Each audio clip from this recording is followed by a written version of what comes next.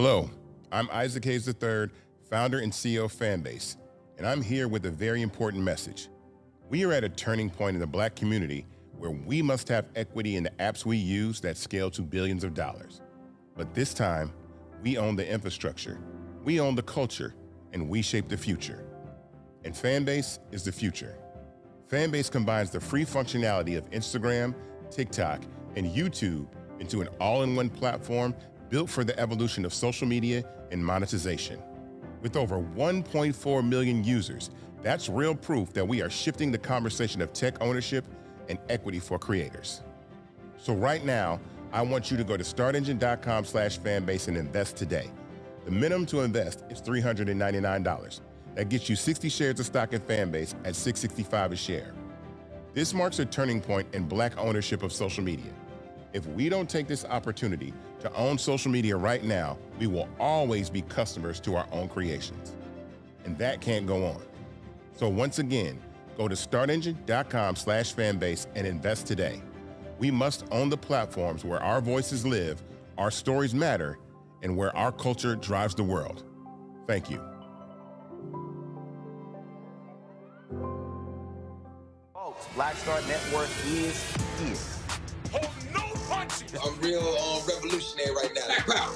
Support this man, Black media. He makes sure that our stories are told. Thank you for being the voice of Black America, Roland. Stay Black. I love y'all. All momentum we have now, we have to keep this going. The video looks phenomenal. See, this difference between Black Star Network and Black-owned media and something like CNN. You can't be Black-owned media and be scared. It's time to be smart. Bring your eyeballs home. You dig?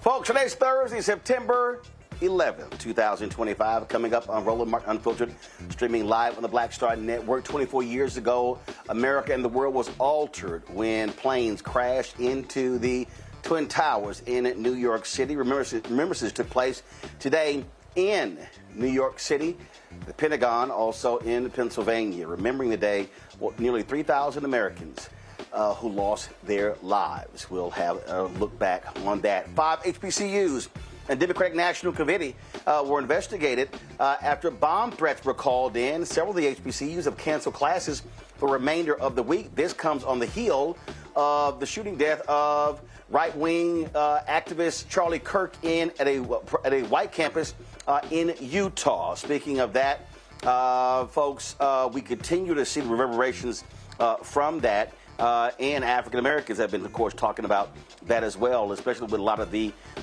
hateful things that have been said about African Americans by Charlie Kirk. Senate Democratic leaders are united in making policy demands to Republicans as they are trying to deal with the, of course, debt of the country. We'll show you what Democratic leaders in the House and the Senate had to say about that today. Also, Texas Congresswoman Jasmine Crockett going hard about the devastating impact or effects of MAGA Republican policies that are starving children. Hashtag we tried to tell you. Also, the State Department says they will actually bar people and revoke visas if they see that any foreign nationals make any public comments about Charlie Kirk. What the hell is that about?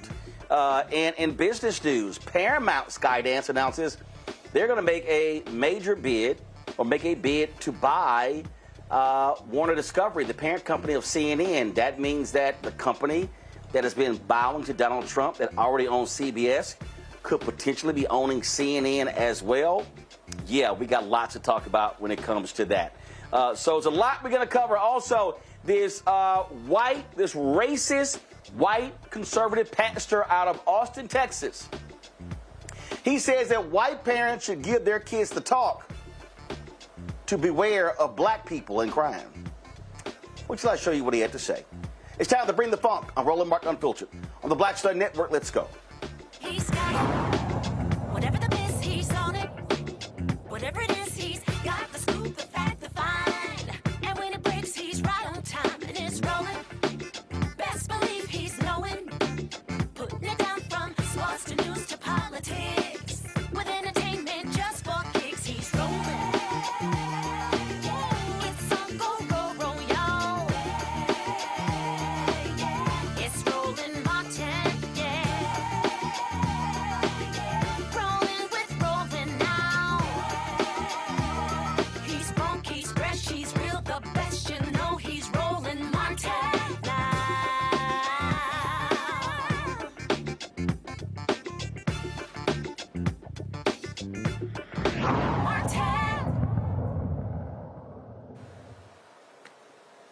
Folks, 24 years ago, the nation was stunned when planes flew into the Twin Towers in New York City. Also, a plane crashed into the Pentagon in Washington, D.C., and another plane that was on its way to D.C. was stopped and slammed into the ground in Pennsylvania.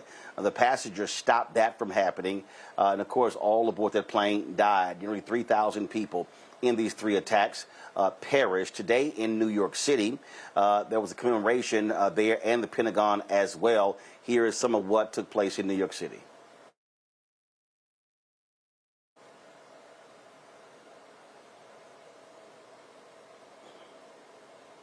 All right, folks. So we'll pull that in a second. Again, it's certainly a dark day in the country. We remember when planes were grounded for a considerable amount of time. No one knew if more attacks were going to be on the way, and it completely altered our lives. TSA was later created. You had all sorts of security precautions that went into place at football games and baseball stadiums and basketball games. And so much fundamentally changed in the United States on this day 24 years ago. And not only that, so many people, their lives have been impacted.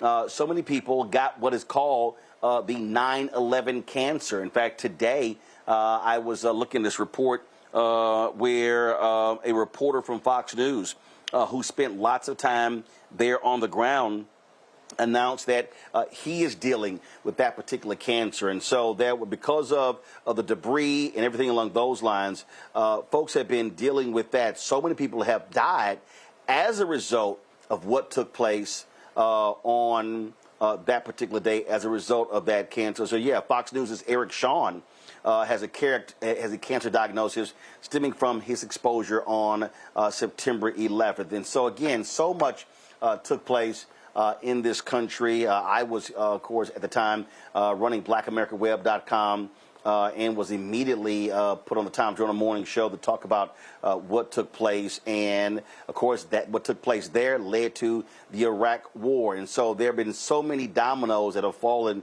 ever since then as a result of what took place on September 11th. And so every year on this day, the remembrances, of course, you have the 9/11 memorials that are there in New York City at the Pentagon, also at that field in Pennsylvania as well. My panel, Dr. Nola Haynes, professor at Georgetown University School of Foreign Service, joining us from D.C., Dr. Greg Carr, Department of Afro-American Studies at Howard University, and Tim Fullerton, he's the host of the Find Out podcast. Glad to have all three of you here. Nola, I want to start with you.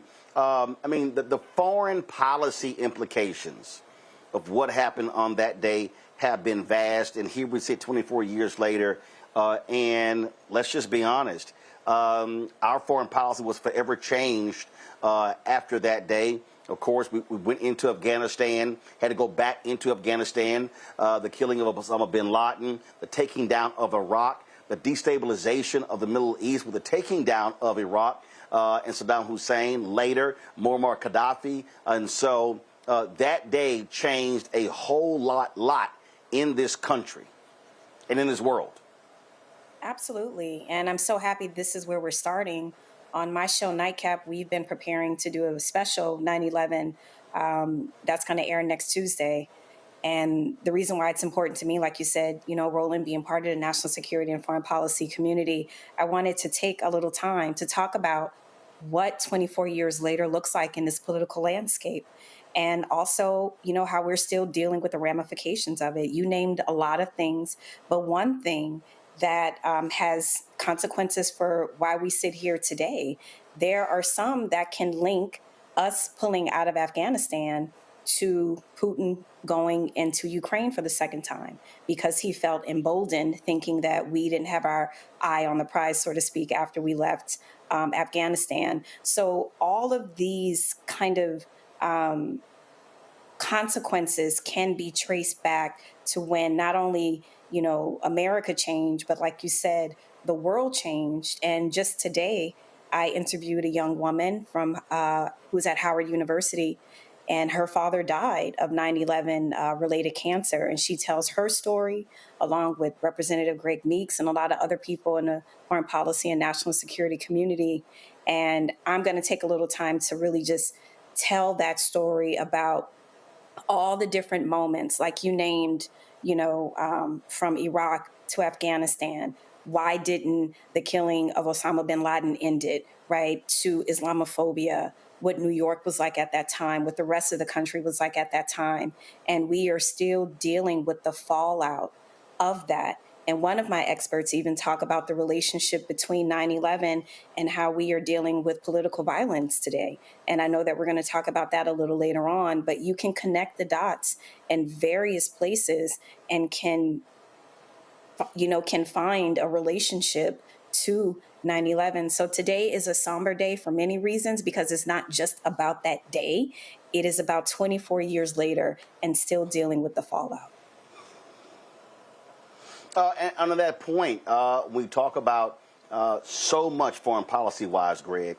We could just go on and on and on. Again, the lives lost, the hundreds of thousands of lives lost in Iraq, U.S. service soldiers, PTSD, soldiers coming back, the constant tours of duty in Iraq and Afghanistan. Again, going into Afghanistan, defeating the Taliban. Taliban later getting back in control.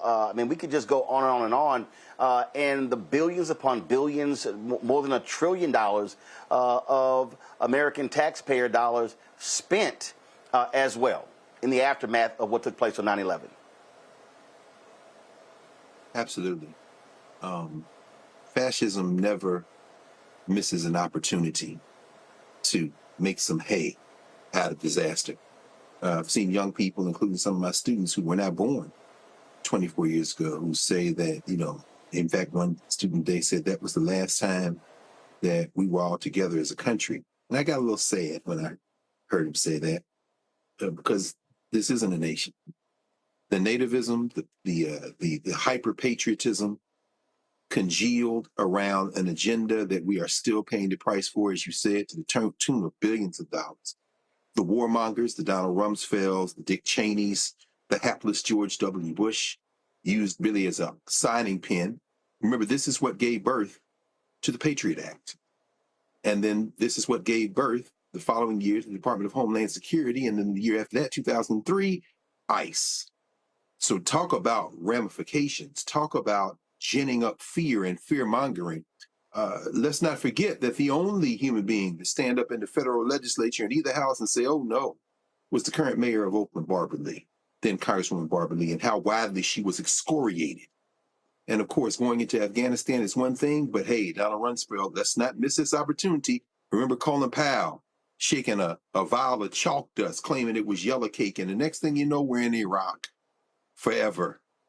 And destabilizing that region, continuing to pour. Remember that 9/11/2001 came not even a week after the end of the World Conference Against Racism in South Africa. That was the conference that Colin Powell had an inkling that he wanted to go, but Condoleezza Rice, serving her master, said no. the United States cannot go because you are going to condemn Israel and equate Zionism with racism. And the American delegation included a number of African Americans, Conrad Worrell, Mashriki Jawans, and so many others who did go. And that would have made a bigger splash had it not been, of course, for the towers and Pentagon and Shanksville, Pennsylvania. So 24 years later, I think we have an obligation, particularly as people of African descent, not to just go along with the conversation about the trauma and the unity, but to really understand the direct connection between 24 years ago and what we are facing right now in terms of the spreading fascism and the imperialism of the United States. Tim, obviously, massive loss of life. People were left without mothers and fathers and aunts and uncles and grandparents as well. And there were people who were fleeing to houses of worship. Folks who had never been in some time. Folks were praying, not knowing what was going to happen next. And then there was this thirst for vengeance in this country to go after the very people. And most of those attackers were from Saudi Arabia. And then we found out that safe passage was being allowed, even when planes were grounded for Saudi nationals tied to the royal family, and so many things. You know, Craig Unger has his book as well, The House of Saud, House of Bush, House of Saud, and so many different things happen. And I think when we reflect on this day, the aftermath of what happened on this day cannot be measured, and I don't think people really understand the depths of where this nation went after what took place on this day 24 years ago. Yeah, I mean, I think you're exactly right. And it was a horrific day. I mean, I was in D.C. when it happened. I was on 701 Pennsylvania Avenue. So I felt a lot of that fear that people had.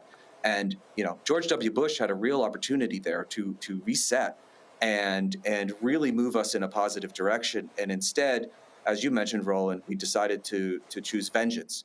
And, you know, it was one thing to go into Afghanistan, but you know, we were lied into what I would call the greatest foreign policy disaster, at least in the last 50 years, maybe ever. The ramifications are just incalculable. We had over 1 million Iraqis lost their lives, most of whom were innocent.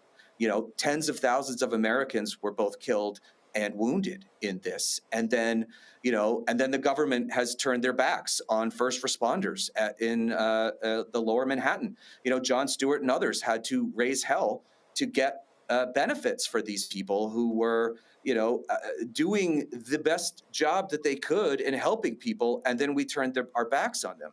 The destabilization of the Middle East is obviously, as your really great other panelists have mentioned, significant. You know, it emboldened Iran to build a nuclear program, which obviously we are dealing with to this day. And, you know, we were a country that, you know, George W. Bush was left a surplus by Bill Clinton. And we had an opportunity to be heading in a great direction, focus on clean energy, get off foreign oil. And instead, we chose militarization and costing the lives of millions of people to this day are still dealing with things. And I don't think people fully understand 24 years later the damage that this Bush administration did. Yep. And so it was so many things happened. And so, again, remembrances are taking place. Again, our on September 11th. Going to a break, we come back. HBCU campuses facing threats, bomb threats today, one day after right-wing provocateur Charlie Kirk was gunned down in Utah. Is there any other reason that this is happening today? Why all of a sudden would HBCUs be getting bomb threats today? But remember, we've seen this before, even when it came to elections, how HBCUs have been targeted because of racist hate. Also, so many national shows, there have been so much conversation over the last 24 hours talking about the issue of political violence.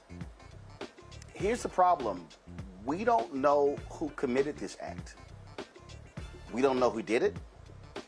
We don't know that person or person's ideology. We don't know the reasons for it.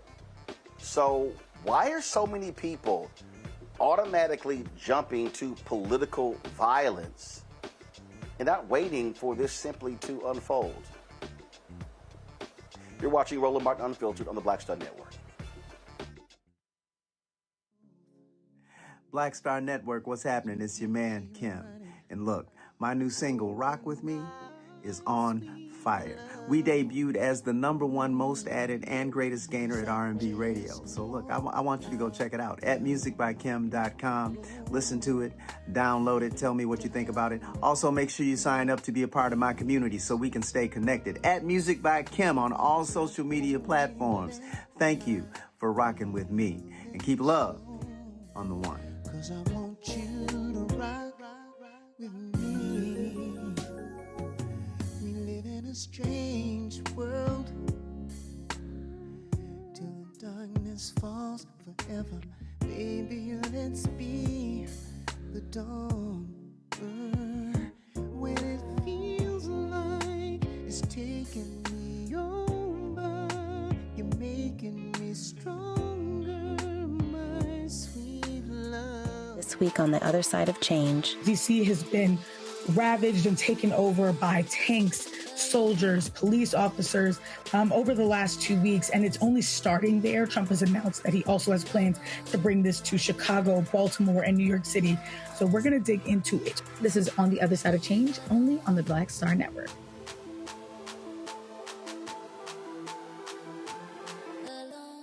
Bruce Smith, creator and executive producer of The Proud Family, Louder and Prouder. And you're watching Roland Martin Unfiltered.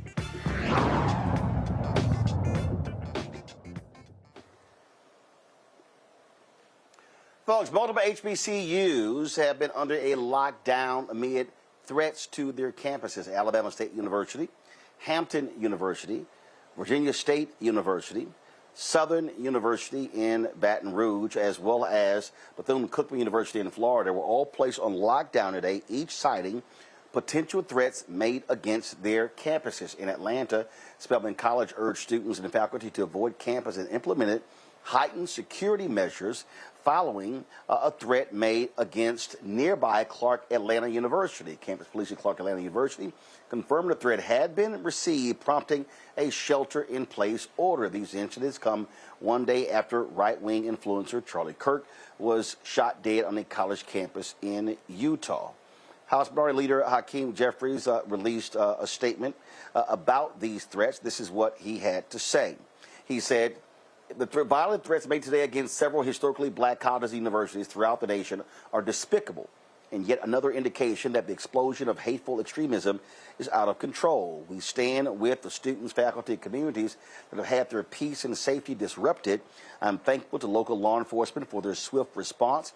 The Department of Justice and FBI must thoroughly investigate any potential act of domestic terrorism and not turn a blind eye when black college students are apparently being viciously targeted. These attempts to intimidate everyday Americans will not stand.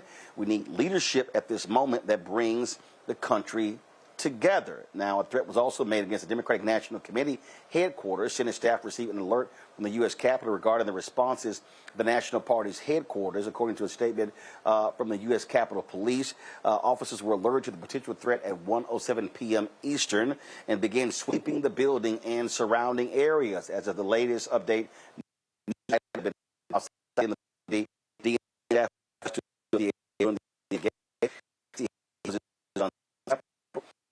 Southwest D.C. A DNC spokesperson confirmed that the incident was determined to be a non-credible bomb threat. Now, keep in mind, the DNC headquarters also, they still have not found the person who placed those pipe bombs outside of the DNC headquarters in January of 2021. I want to go to my panel. Greg, I want to start with you. You're a professor at Howard University.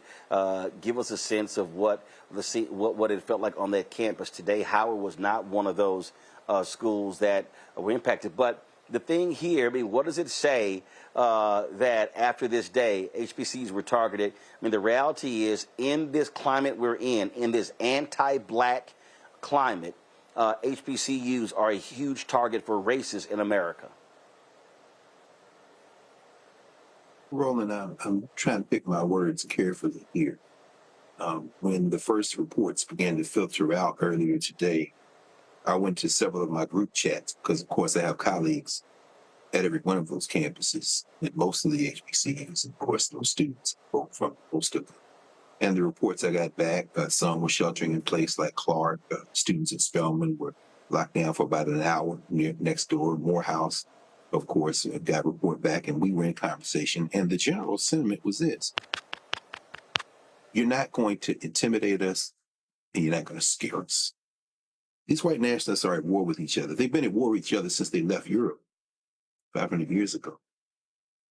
They are, in moments like this, when they're desperate, in moments like this, they get more and more absurd. And we get pulled into this violence. This is not a nation. It is a country with a lot of different people in it. And if you want to go look for people who are killing people, the last place you should look is historically black colleges and universities. And if you think a few phone calls and some emails that will be taken seriously, of course, but if you think for a minute that that's going to stop us, you know what I did today, Roland? After I checked on my people, and as I was checking on my people, I went to teach my classes. That's what I did.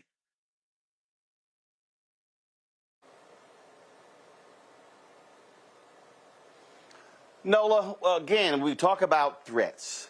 Our HBCUs obviously have to be proactive. And again, we talk about this stuff. It's real what we're living in. We are literally living in a climate where black people are being attacked. You look at social media, are being vilified. You take one black man who's schizophrenic, who kills a white woman on a public transportation, and every black person in America has to be held into account. But if somebody white is killed, it's not like every white person has to address that. This thing is real. The constant attacks on DEI. We can go on and on and on. And so we have to stay alert and be vigilant because we are on. Not only that, you take Latinos, and now the Supreme Court has said they can be searched at any given time just because of how they look and how they sound. What we have literally is an attack on people of color in the United States by white America. Absolutely. And this is a historical escalation, right? Even it doesn't matter what the person may or may not look like who shot Charlie Kirk or what their ideology is. The fact is, folks with guns, folks with chips on their shoulders, a lot of insurrectionists who were let go after January 6th, these people have already made up their minds a long time ago about who the enemy is, right? They have already made up their mind. It doesn't matter. It doesn't matter what facts say. It doesn't matter what logic says. What matters is to them, we are the enemy. We are their oldest enemy, right? And then you have immigrants that come in, from different parts of the world who also get put into this categorization of the other and the enemy. So that is the reality in which I know that I was raised in. And as we sit here still in 2025, that reality is starker than ever. There was a post on Dear White Staffers on Instagram from a Black student asking her white professor at a PWI, a public white institution, private white institution, however you want to phrase it, asking her professor if it was okay if she stayed in her dorm or in her apartment because she was afraid to come to campus. And her professor's response was, don't let them win. And then her response was, well, as like one of 3 Black people, in this classroom, I stand out, I am a target. And as someone who teaches at a PWI, I can tell you in these moments, my Black students are actually the most worried because I stand out, they stand out. Greg was talking about being at a HBCU, there is that community aspect. There is that resilience. Those aspects aren't necessarily there at PWIs.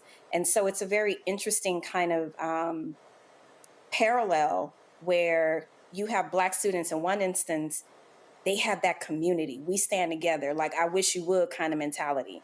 And then where I work, my students, it's a completely different situation. But the last thing I'll say is this. This is not a new situation for us, but I will say from my professional, through my professional lens, things are escalating.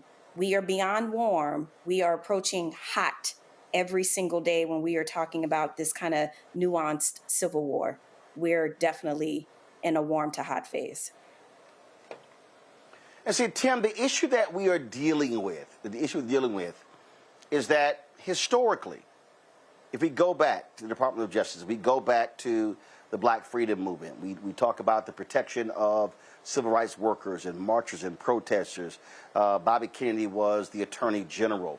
And so historically, we're talking about looking to the federal government for protection. The problem that we're now living in is that the folks running the federal government see us as enemies. And the American people, especially Black people, do not have the trust in the Department of Justice, the trust in U.S. Marshals, the trust in federal law enforcement. Again, when you have Stephen Miller and Corey Lewandowski and Tom Homan, when you have Ice Barbie Christie Nome, when you have Donald Trump as their leader, literally saying the things that they are saying and what they are doing, folk are saying, hey, man, we can't look to them for protection if we're being targeted. I mean, this is the same guy who canceled the the Secret Service detail for Vice President Kamala Harris, just because. Yes. I mean, to be perfectly honest, I am not surprised about the bomb threats today, based on what Donald Trump and his administration and MAGA talks about on a daily basis. You guys are correct. They other people, and they create this right-wing media ecosystem where they're only pumped full of this racist nonsense, and they end up believing it at the end of the day. I don't think if I was a Black American, I would not trust the Department of Justice. They gutted the Office of Civil Rights. I mean, Jeanine Pirro, who is now the acting district attorney or whatever of D.C., is saying she's not going to prosecute people who are open carrying. Well, that's a signal to white America. That is not a signal to Black America. Let's be very clear. And it is dangerous rhetoric like this that is putting us in the situation that we are in. You know, the shooting of Charlie Kirk is a horrible, horrible act, but they have been fomenting violence on the right forever. And all you have to do is Google which side is the perpetrator of most political violence in this country. It is not trans people, which they have tried to do. It is not Black Americans. It is, it is the right wing, because they drive people with fear. And fear delivers for them electorally. And to be perfectly honest, more people who look like me need to be saying this to their communities so that we break the stranglehold that they have on white America, especially older white America, and say, no, this is not correct. This has to stop. And we need to address the real problems rather than othering people like we have done for, honestly, 200 years or how long, 250 years or something like that. It is time to change that, and more people have to stand up and shout it.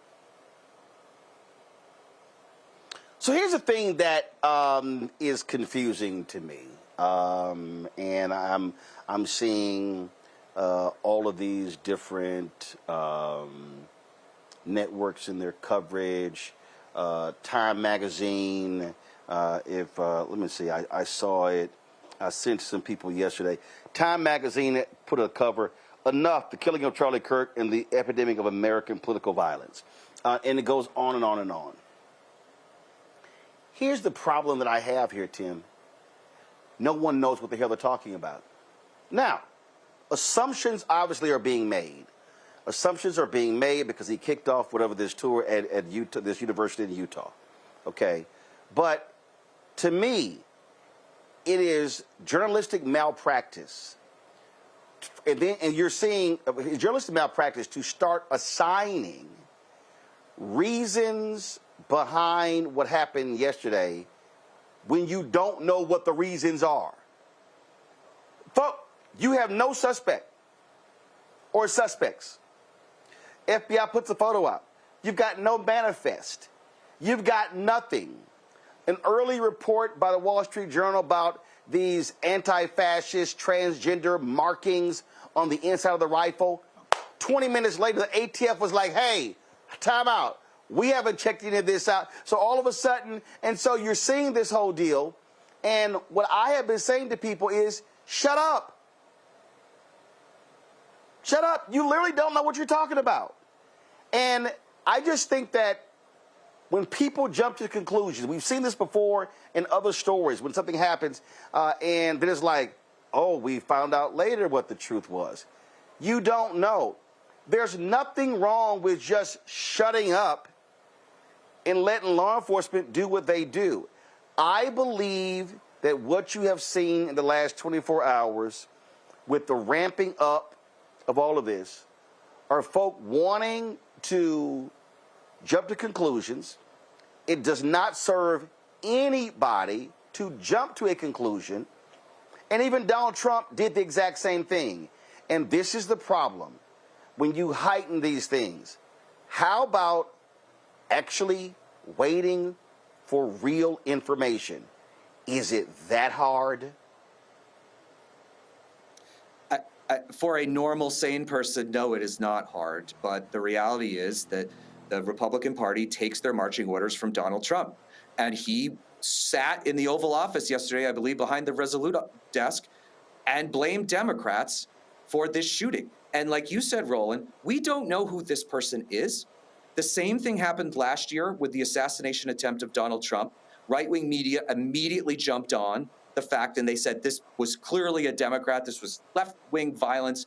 And what did we find out later? This guy was a mentally disturbed Republican. And I think that there is a lesson here that I don't think the media is getting, and I don't think people online are getting, is that a lot of times, and when you are fermenting this type of rage on the right, you're radicalizing people with mental illness who may just lash out at you. We don't know, but I have not said any of that. I have not said it was a Republican or a Democrat, and I think more people need to take a breath. And there's such a need on the right to weaponize all of these things for political gain, and it's disgusting. And sadly, a lot of the media has been going along with it. We simply don't know who this guy is, and we don't know what his agenda is. He made some mistakes, so hopefully we will be able to find him. But until then, anybody who is claiming that this is a left or a right problem is full of it, and it really should be ashamed of themselves. And see what this does, Nola. It fires people up. It gets them all hyped. You've got Jesse Waters on Fox News declaring there's going to be retribution, all this sort of stuff. You don't even know what the hell you're talking about. And so we often talk about police, how they should de-escalate. This is where a lot of these media people should shut the hell up as well. To me, it's utterly ridiculous. You know nothing.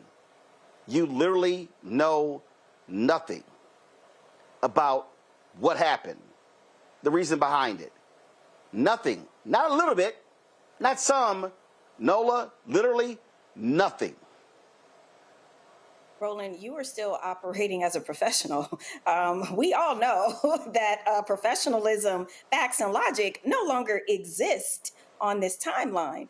I want to say, two things. I want to say something from through my national security lens, what I see there, and then also from a comms and media perspective in this kind of new media ecosystem where it's rapid response and it's very hard to fact check and to get things correct because you're trying to beat the algorithm, right? You're trying to ride that wave. But from a national security perspective, first of all, to automatically go to, it's the left, it's liberals, blaming Black people. We are the perpetual enemy. It doesn't matter what we do or what we don't do. I want people to first understand the demographics in Utah, because this happened in Utah, where there's under 2% of Black people that live in Utah, first and foremost, right? So if there's a Black person perched somewhere with some sort of rifle or some sort of weapon, they will probably stand out. First, let's start there. Secondly, to your point, we don't know anything. So why 2.5 seconds after Charlie Kirk was shot, before he was announced dead, that corporate media, right-wing media, was blaming the left, blaming the liberals? This is dangerous, and it's also strategic. To what end, some people may say? It's exactly this, right? It's the fear on HBCU campuses. It's all the rage baiting that's happened and all the videos and the clips that you're seeing. It's the rapid response. It's the kind of spike in the algorithm. I personally believe that too many people have already bought into this kind of this belief that this is the right way the country should be heading in terms of this is how white people get this country back. It doesn't matter if it's true. It doesn't matter if it's facts. It's about scaring people. It is about terrorizing people. As we sit here today on the 24th anniversary of 9/11, it is about terrorizing people. And that is what is happening. People are traumatized and terrorized, and that is the end goal. That is what's in the toolkit of fascism and totalitarianism, period. What I say to people is be quiet. When you know nothing, don't just make up stuff, Greg. But we know there's a cable news system now with social media, and now people it's like not even forget a news cycle. News cycles don't even exist anymore. We literally are living on not even hour by hour, minute by minute, it's second by second. And I just wish a lot of people would just shut the hell up, because you don't know what the hell you're talking about. So if somebody asks me, what do you think? There's nothing to think. You don't know. Well, I mean, the scientists tell us, don't they, brother, that nature abhors a vacuum. And I agree with everything Dr. Haynes just said.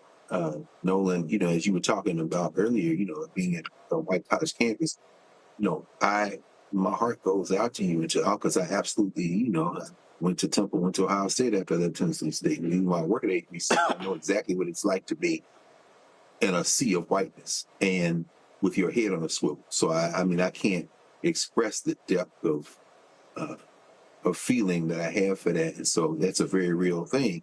I agree with you 100%. The objective of these fascists is not de-escalation, but escalation.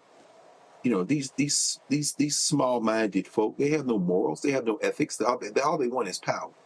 And, they are, and I'll agree with you, Tim, they're taking the directions of Donald Trump, but they were primed to take those directions by Newt Gingrich, by Barry Goldwater, George Wallace, Richard Nixon, Lee Atwater, Roger Stone. I mean, in other words, this is the trajectory. There isn't a left and a right. There's fascism and anti-fascism at this point. And being quiet is not an option, because our silence is filled in the void with the Laura Loomers. Charlie Kirk, God bless Charlie Kirk, God bless his family, God bless them all. I have nothing to say about Charlie Kirk. He's not relevant to me. He wasn't relevant yesterday, and he's not relevant today, and he won't be relevant tomorrow. Charlie Kirk is a symptom. He lost his life. That's a tragedy. Preston Brooks beat the hell out of Senator Charles Sumner on the floor of the United States Senate in the days before the Civil War. Now, Sumner survived, but there was blood all over the place. This is the kind of violence we see on the verge of other types of violence. Before it was over, hundreds of thousands, 700,000 people lost their lives in the United States Civil War. That's not going to happen again in the same way. However, when you see a moment when somebody loses their life in a way that is then broadcast over the entire world, and in the wake of it, before this man's corpse is cold, the president of the United States is on the air blaming the people who he has called the enemy of the people, and like a cascade of purebred, clan-bred, fascist, Nazi hatred, his choir begins to tune in on everybody in the world who they see as their open enemies. I'm not sure that silence is the strategy to combat fascism in this moment. I'm not saying I know what is, but I know these people aren't interested in de-escalation. Their whole objective is escalation. Folks, we got some breaking news.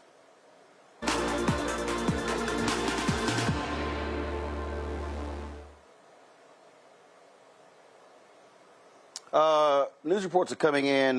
This is actually from the Fox News Twitter feed.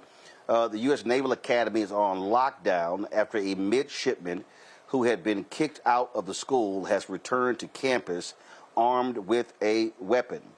Multiple sources inside the U.S. Naval Academy tell Lucas Fox News. Gunshots have been heard inside Bancroft Hall, which houses the midshipman. This was posted about 15 minutes ago. Give me 1 second. I'm trying to read more of the story here. Is this this video here from the Naval Academy? Control, let me know what this is. All right, so this is a live look at a ambulance helicopter that is taking off from the U.S. Naval Academy, of course. Again, we do not have any further details. Do not have any further details about how many people have been impacted. I'm reading the Fox News story. One official on campus said the shooter is knocking on doors pretending to be a military policeman. Naval Support Activity Annapolis, in coordination with local law enforcement, is currently responding to reports of threats made to the Naval Academy. NSAA PAO Lieutenant Nawi Lamar told Fox News the base is on lockdown out of an abundance of caution. This is a developing situation, and we will provide updates as they become available. And so, again, this is a live look here of the U.S. Naval Academy. And, again, just moments ago, we saw this helicopter, this ambulance helicopter taking off from the grounds there. And we don't know exactly. Is this now? Is this another helicopter that's landing? All right. So this is we showed you where they had one helicopter that was taking off. Now we have another helicopter that is landing, and so let's see what happens here. What exactly are they doing? It looks like they are positioning to land, and we'll need to see if they're going to be transporting anyone to that helicopter. So this is happening live right now, folks, at the Naval Academy. At the Naval Academy, you see the helicopters now touch down. Again, an active shooter reported at the U.S. Naval Academy in Annapolis, Maryland. Multiple injuries have been reported. There's a massive police presence surrounding this facility. And again, this has been coming down in the past 30 to 40 minutes. 2 Maryland State Police medevac helicopters landed moments ago. Now, according to a reporter here, says no active threat at this time. But we just give me 1 second. I'm actually reading different reports. The city of Annapolis put out a statement from USNA, Naval Support Activity Annapolis, in coordination with local law enforcement, is currently responding to reports of threats made to the Naval Academy. And so we are, again, let's see here. This is a statement released moments ago, about 10 minutes ago, from the office of Governor Wes Moore. In working with local, state, I'm working with local, state, and federal law enforcement authorities. There is currently no credible threat to the Naval Academy. That was a statement coming from Governor Wes Moore about 10 minutes ago. Again, we do not have any info on the status of those who have been impacted. Some reports are saying that 3 were shot. The shooter's been captured or killed. That has not been confirmed as well. And keep in mind, Tim, just yesterday, in addition to the Charlie Kirk shooting in Utah, there was 3 people were shot on a high school campus in Colorado as well. And the reality is, we're living in a time where in this country we have an epidemic of gun violence. The facts are facts. When you look at other industrialized nations, there's no nation that comes close to the United States when it comes to gun violence. No campus is safe or a buffer zone from gun violence. If more guns kept us safer, we would be the safest country on earth. We are not even close. We can't even get universal background checks on all gun sales. And I don't know if a lot of people know this, but in roughly 30 states, you can buy a gun in a private sale with never passing a background check. And we have to place the blame squarely where it deserves to be, which is the Republican Party, which is basically an extension of the NRA. They won't even let us do that. They won't let us close other loopholes. The loophole that allowed the white supremacists to kill those, I believe, 9 or 10 churchgoers in South Carolina 10 years ago. We don't do anything to limit assault weapons. We had an assault weapons ban for 10 years. You could see the spike in mass shootings once that expired under George W. Bush. There are simple things that we can do to solve this problem, but Republicans would rather say, look at the horribleness of Chicago or look at the horribleness of DC, when the reality is gun violence is worse in red states than it is in blue states. States with weaker gun laws have more gun crime. And they would rather demonize the Black community, the Latino community, trans people, than to actually address a problem, because the fear works, and same with the other stuff. It works to feed their base because they know they're losing on policy issues. They know they're losing on healthcare. They know they're losing on how to run the government. They know they're losing on foreign policy, all of these things. So they have to do this, play this game, and they are willing to put lives on the line in order to get what they want.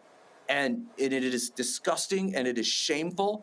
And we have to come together as a society and find some solutions to this, because this is madness that we lose 33,000 Americans every year to gun deaths. And here's the thing here, Nola.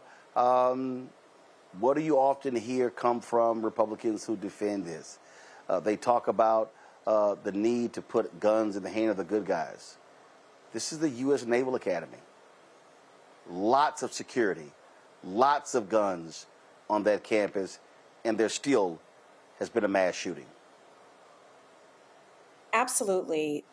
We've never been a well country, in terms of our mental health, our spiritual health. We've never been a well country. I would love for someone to do research on COVID and its relationship to the escalation in gun violence. I think that, I don't know the situation here. I'm not specifically talking about what's happening at the Naval Academy. And then also there was at UMass Boston, there was a shooting situation there. Apparently there's no threat, but I mean, multiple things have happened today. We are not a well country. The fact that we put the life, we are honoring someone who definitely was divisive at the least over dead children. That tells you all you need to know about our country and our priorities. And, you know, the Black boogeyman works. It's always worked. Nola, hold on one second. This is this live look here. This is one of the shooting victims being transported to the medevac helicopter. Is being loaded onto the helicopter. Again, earlier we saw one helicopter taking off. We do not know how many people were on that helicopter, but we do see this is video out of a live look out of the U.S. Naval Academy, where lockdown's in place, where there's been a mass shooting, and we see a victim being taken to the medevac helicopter. Not sure whether the helicopter, what hospital they're going to, but this is the second state police medevac helicopter that's been on the grounds there. Nola, go ahead. You know, the scary thing about this, Roland, what keeps rolling around in my mind is how under this administration, you know, renaming the Department of Defense to the Department of War, relaxing, you know, reducing requirements for the FBI and for military. Again, we are not a well country, and you are putting guns in the hands of many unwell people. And what is going to happen when the requirements are lowered? There are little to no background checks, and you are training people to be killing machines. What is that going to mean? This is something that I am incredibly worried about. And again, these facts and these realities don't matter, because it's easier to send the military and agents here to DC because of some teenagers in Navy Yard versus the gun epidemic in this country. There's real data. There are real families that are impacted. This is a real problem, and it is going to get out of control. There is no way to rein this in outside of stricter gun law policies, period. But the reality, Greg, we know exactly the NRA has a stranglehold on the Republican Party. They will shut it down nationally. They will shut it down on the state level. A lot of people thought that the one moment to actually deal with gun control in this country was when those little kids at Sandy Hook were gunned down. Even that didn't do it for the GOP. No. And again, the GOP is the delivery system. But what courses through the GOP now? What at one time coursed through the Democrats a century, not even recent, it's white nationalism. So we use GOP, but they're a delivery system for something that is in the DNA of this country. I don't say we when it comes to the United States of America. I say the United States of America. I'm a citizen. I was born here. My people went through captivity here, and their people were trafficked. They did not go to captivity. The United States, like every country in the history of the world, will go, perhaps even being hastened by the moment that we're in right now. After all, the Civil War ain't that long ago. African people have tried, along with others of goodwill, to build something different than what this place was designed to be, which was a criminal enterprise based on colonialism and labor theft and brutality and violence. And every time we have all tried to do that, that nasty thing in its DNA has risen up like an immune system to defend itself. What we're seeing right now is not an aberration. It is as thoroughly American as anything in the history of this collection of settler colonies turned into a settler state. It's important to understand the martial language involved here. War. Steve Bannon today, ranting from his Capitol Hill enclave, said that Charlie Kirk is a casualty of war. We are at war. The language is war. Of course, only Congress can change the name of the Department of Defense, but it doesn't stop the nasty little men like Russell Vogt or the head of the Heritage Foundation, Kevin Roberts, and the rest of these ideologues, like last Thursday, when you played the Senator Schmidt out of Missouri. They are at war, and they have real enemies. The real enemies is anyone who they see that could threaten their grip on power. The easy targets, the indigenous people, us, the Chinese, the Asians, and then the others, the whites who would dare say, I pick my common humanity over my race. They become race traders in their language. To hear elected officials on the floor of the federal legislature today, Anna Paula Luna, the MAGA Muppet, Mr. Johnson, to hear Marjorie Taylor Greene, the Democrats, you caused this, or we need to have a, understand that this isn't all white people, but that this is a notion of violence that is not only pervasive in the United States, it is the default position in this country, and it is wrapped with race. Finally, the EU today.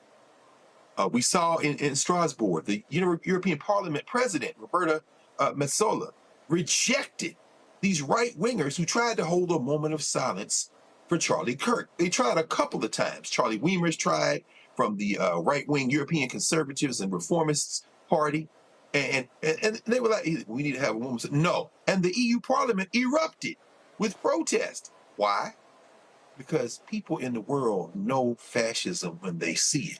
And then nobody knows fascism better than the Europeans when it comes to European-style fascism, because they lived through 2 world wars.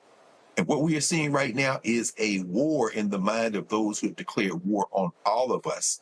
And nobody is safe until we rise up, seize political power, and end this. This has to be ended through the political process, because these people are not putting up their guns. They see themselves through the Second Amendment as the well-armed militia. Every last one of them in their minds is the deputy police. And you got a madman sitting in public housing at 1600 Pennsylvania Avenue who is saying, I'm going to make you the deputy police, even as I unleash my secret police. Come on, let me give you $100,000 a year. Put a mask on your face and snatch somebody. This is our time. The question is, what are we going to do about it? Folks, hold tight 1 second. We come back. I will have the Crockett Chronicles, where Congresswoman Jasmine Crockett goes hard after MAGA for their plans to literally cut food subsidies for children. Folks, you're watching Roland Martin Unfiltered on the Black Star Network. Don't forget to support the work that we do. Join the Bring the Funk fan club. Our goal is to raise $1 million between now and December 31st of this year. This will fund our efforts to be able to travel across this country to tell the stories that need to be told. If you want to support us for Cash App, use the Stripe QR code. You see it right here as well. And, of course, you can use that for credit cards as well. PayPal is R Martin Unfiltered. Venmo is RM Unfiltered. Zelle, Roland at RolandSMartin.com. Roland at RolandMartinUnfiltered.com. Make checks payable to Roland Martin Unfiltered, P.O. Box 57196, Washington, D.C. 2003 7-0196. Back in a moment.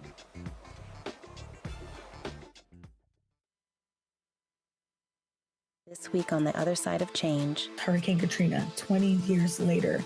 Cannot believe that it's been more than 20 years since we saw Black people and Black communities across New Orleans and the South being failed by our government. But it's a harrowing lesson. We're going to unpack how race and class intersect in ways and how we need to talk about this government doing more for our communities. Again, you're watching The Other Side of Change, only on the Black Star Network. Next on the Black Table with me, Greg Carr. Immigrants lured off Texas streets and shipped to places like Martha's Vineyard and Washington, D.C. Believe it or not, we've seen it all before. You people in the North, you're so sympathetic to Black people, you take them. 60 years ago, they called it the reverse freedom rides. Back then, Southern governors shipped Black people north with the false promise of jobs and a better life. It's a part of a well-known playbook being brought back to life. So what's next? That's next on the Black Table, a conversation with Dr. Gerald Horne about this issue of the reverse freedom rides, right here on the Black Star Network. Hello, I'm Isaac Hayes III, founder and CEO of Fanbase, and I'm here with a very important message. We are at a turning point in the Black community where we must have equity in the apps we use that scale to billions of dollars. But this time, we own the infrastructure, we own the culture, and we shape the future. And Fanbase is the future. Fanbase combines the free functionality of Instagram, TikTok, and YouTube into an all-in-one platform built for the evolution of social media and monetization. With over 1.4 million users, that's real proof that we are shifting the conversation of tech ownership and equity for creators. So right now, I want you to go to startengine.com/fanbase and invest today. The minimum to invest is $399. That gets you 60 shares of stock in Fanbase at $665 a share. This marks a turning point in Black ownership of social media. If we don't take this opportunity to own social media right now, we will always be customers to our own creations. And that can't go on. So once again, go to startengine.com/fanbase and invest today. We must own the platforms where our voices live, our stories matter, and where our culture drives the world. Thank you. Hey, what's up? It's Sammy Roman. Hey, it's John Murray, the executive producer of the new Sherry Shepherd Talk Show. It's me, Sherry Shepherd, and you know what you're watching, Roland Martin Unfiltered.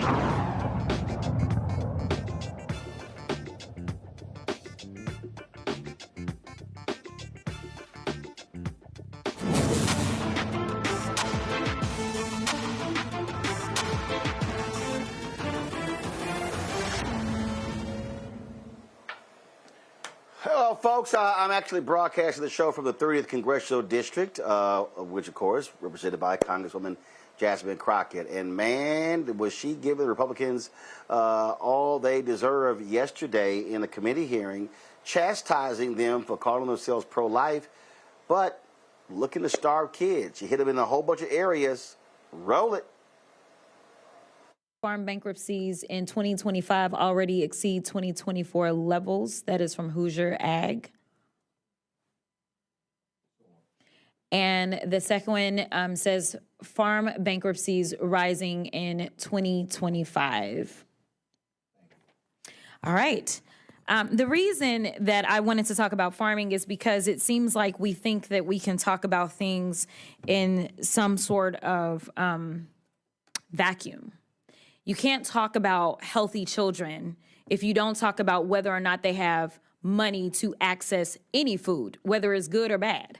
Some would argue that if you don't have money to access food at all, whether it's good or bad, it's probably bad for the child to not have anything in their body. The reason that those on my side of the aisle keep bringing up these cuts is because we know that we already have a hunger problem in this country.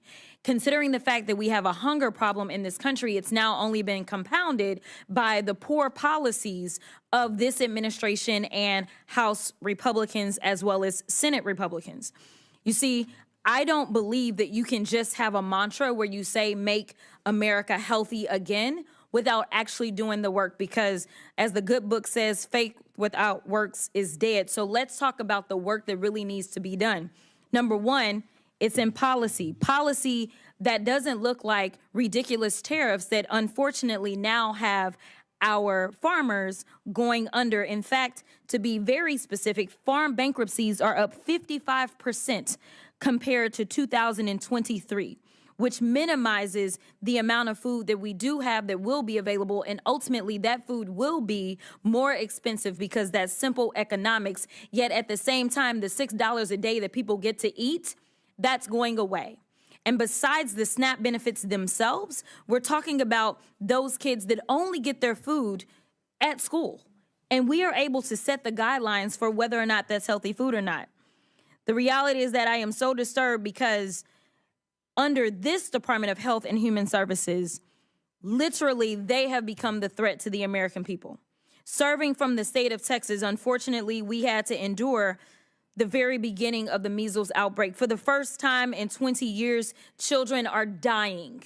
That doesn't look like making us healthier again. In fact, a lot of people want to talk about measles, but the plague is back now. We had our first contact of that recently came out. And we know how the secretary feels about polio. Polio may end up coming back. Right now, President Trump, Secretary Kennedy, and congressional Republicans are perpetuating the most significant public health attack on Americans ever. In just a few months, they have diminished HHS's ability to respond to outbreaks and emerging health threats. They've dismantled teams that ensure Americans are consuming safe foods. They've weaponized the federal government against universities performing world-class research. They've implemented the most significant cut to healthcare in American history. These people hate it when American families have access to healthcare. They hate it when American families have access to healthy foods. They hate it when American families have access to affordable housing. They hate it when American families have access to affordable childcare because these people simply hate America. Nearly everything they have done makes Americans less safe and less healthy. The consequences of their actions are simple. More children will die and have. More children will go hungry. More children will live in extreme poverty. More children living with disabilities will lose access to school-based therapies and services. So, Dr. Fink, you're here to rubber stamp this agenda, an agenda that's so unpopular the Republicans are deciding to cheat in next year's elections. But nevertheless, let's talk about it. Dr. Fink, in 2021, you provided a presentation at the University of North Texas Health Speakers Bureau titled Women's Health. Do you remember that, yes or no? Yes, I do. Well, during this presentation, you spoke at length about the importance of vaccines. In fact, one of your slides stated, quote, clusters of under or non-immunization have the potential to foster transmission of vaccine-preventable diseases, including measles. Is this a slide from your presentation, yes or no? I haven't reviewed that presentation recently, so we're going to go you don't know. You work under someone who has become the face of the anti-vax movement. So who's right, you or the secretary? Thank you so much for that. You or the secretary? I would like to tell you that Secretary You or the Kennedy secretary? is challenging us to use gold standard. So you're going to filibuster, and I only have 25 seconds. So I'm going to go with you, assume you, but you know that he's your boss. This administration has lost all credibility with the American people and our global partners. No one believes you care about improving health outcomes when you're slashing NIH research into Alzheimer's disease, women's health, cancer, and diabetes. No one believes you care about public health when you cut programs that support maternal and child health and eliminate Healthy Start. No one believes you care about children when you implement the largest cut to Medicaid in history. Americans know the truth, and the truth is that this administration, with the help of congressional Republicans, has unleashed the most significant assault on public health in American history. The people will die as a result. I yield back the remainder of my time. It's amazing, Nola. They call themselves pro-life. Mm-hmm.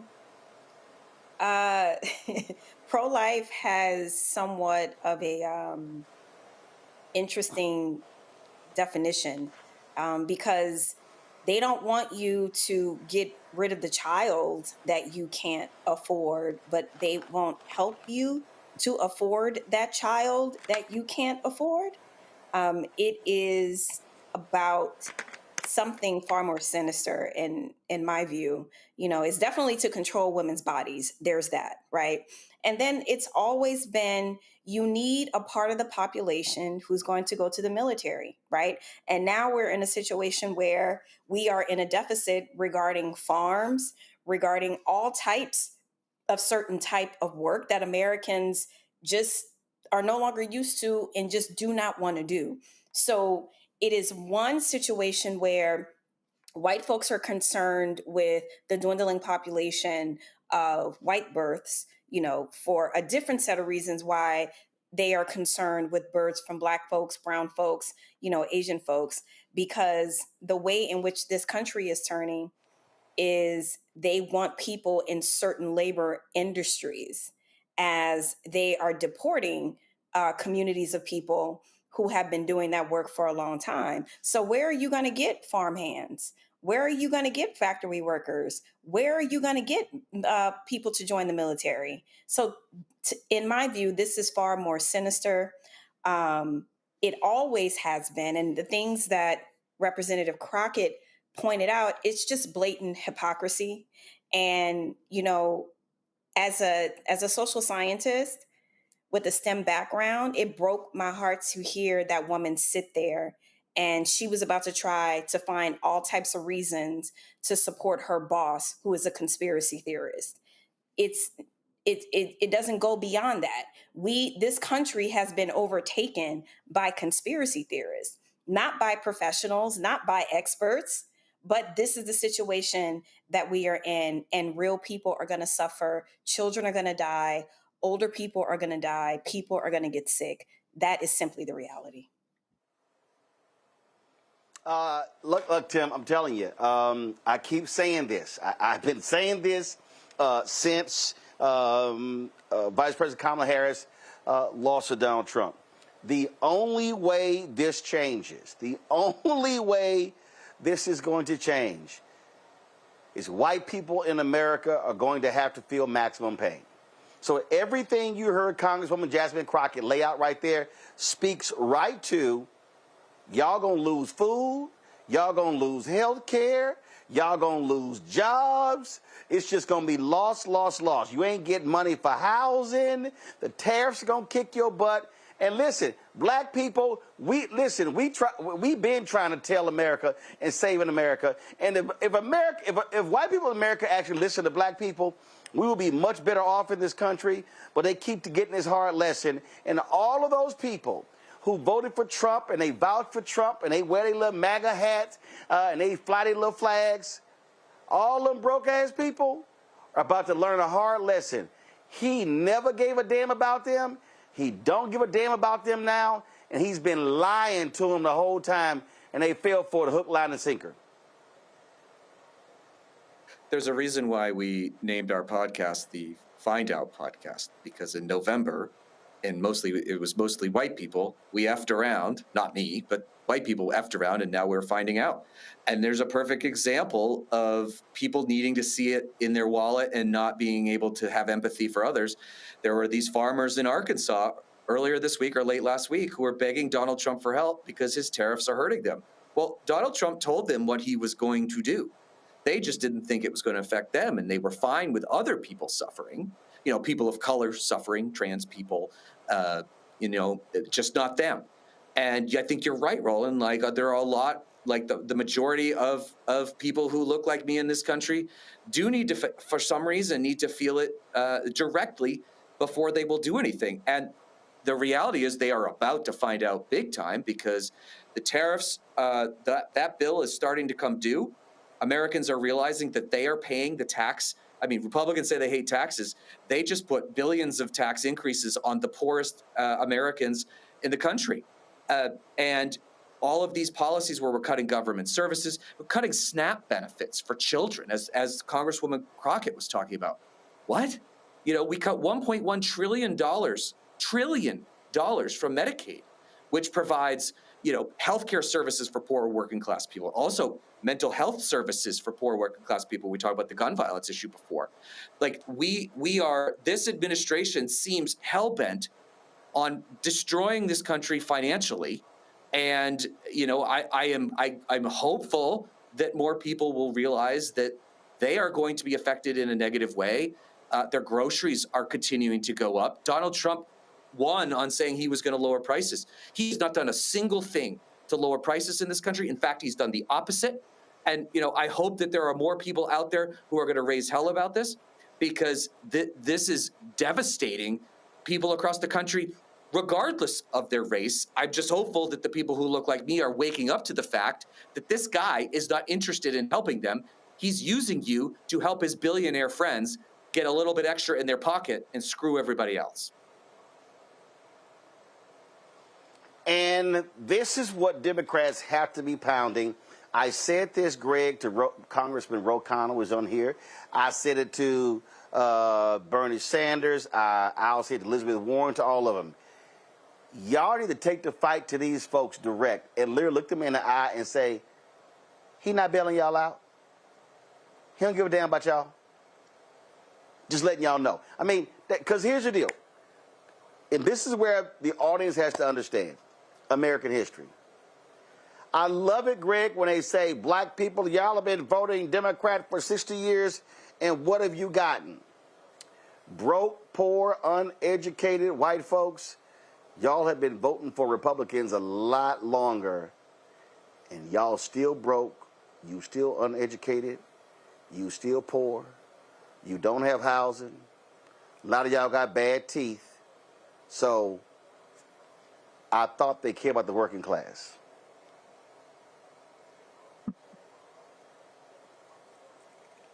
Well, that's not true, Roland. Well, of course, I know you being facetious, and it would be funny if there weren't so much pain and death Bernie Sanders is in Chicago today. I watched a little bit of the live stream.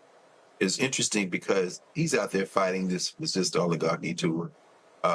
Looks like Trump might meet again with Eric Adams to try to get him out the race, but Mamdani going to win that race. But what we really have is chaos theory. You have a lot of different actors with a lot of different interests who have congealed around the delivery system that is the most consistent political ideology in the history of the United States of America, white supremacy. And you have an addled, mentally unstable delivery system at the top of this, a signing pen named Donald John Trump, who will say anything. Now, this is the thing I will give him complete full credit for. He is, because he's a product of it, down to his funky little DNA, he is deeply in tune with the spirit of white supremacy. He was bred in it. His father was part of it. His family is part of it. So he understands how to tap into that visceral hatred and fear that animates his electorate. When you combine that with voter suppression, when you combine that with apathy and people don't come out to vote, you can get close enough to a margin to win elections, federal elections. You combine that with gerrymandering, the political interests that ALEC has helped pioneer, and, you know, this red state thing that they put together a few years ago to begin to capture state legislatures. And you have a delivery system where you've captured the federal apparatus and enough of the state apparatus to push your agenda. Now, what is that agenda? There is no one agenda, and that's the problem. You've got religious zealots hiding under the umbrella of policymaking. Like I said, Russell Vogt, Kevin Roberts, you know, these are religious zealots. That's what they are. When you read them, when you hear them. Then you have the oligarchs who want to make all the money possible, who want to crack the United States down to its marrow and extract whatever value they can before moving on. And in a global sense, you know, the Peter Thiels and the Elon Musks and others. And then you've got the agents of chaos. As Michael Caine said in Batman, some men just want to see the world burn. You've got them, but they all congealed under the grand old party, under the delivery system of the Republicans. You've got a madman, as Jasmine Crockett kind of rehearsed there, named Bobby Kennedy, as you say, Nolan, not only a dilettante, he's an idiot, a longtime addict who now has in his mind, he said, I have a wish list. This is everything I've dreamed for. That little 20-page report they put out early last week or early this week, that MAHA report, Make America Healthy Again. When you look at it, he's targeting poor diet. Okay, we can agree with that. Additives and fluoride, understand all that. But here's the problem. As you heard Congresswoman Crockett say, you're now you've collided against another interest, the billionaires who have raided our public dollars, and as a result, people don't have the money to get a diet of any kind, poor or otherwise. Then you say that you want to, that people are over-medicated and you want to deal with chemical exposure. Fine. But guess what? You're deregulating everything, and at the same time, you're loosing all of these viruses and all these diseases back because the people who vote for you don't study, have no sense, think somehow they're going to be immune, and if they pray to that Jesus they have in their mind, they will be healed. Then you got a problem. But finally, when you read that little 20-page report, which is basically a bunch of bullets, the third one is the one that should scare the hell out of us. You know, the number one cause of death among children and teens? Guns. The report says nothing about that because you're the wholly owned subsidiary of the National Rifle Association, because your votes count on getting white NASA's ginned up because you put the Second Amendment in their minds and hearts as the battery in their souls to say, at some point, we've got to kill all the blacks, kill all the Indians, and maybe even kill all the women. And that kind of chaos can be destroyed if enough of us get together, organize, and express ourselves in the voting booth. We can roll a great deal of this back in the matter of the next few months.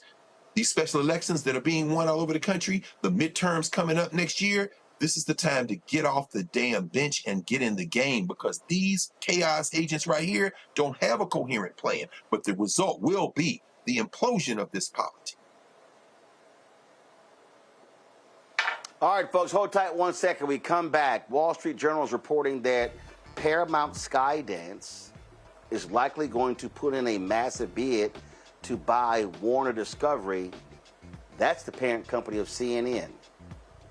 I keep telling y'all, media is critically important to impact the minds of the masses, and that's what the right wing is doing. We're gonna break that down next. Roland Martin Unfiltered on the Black Star Network.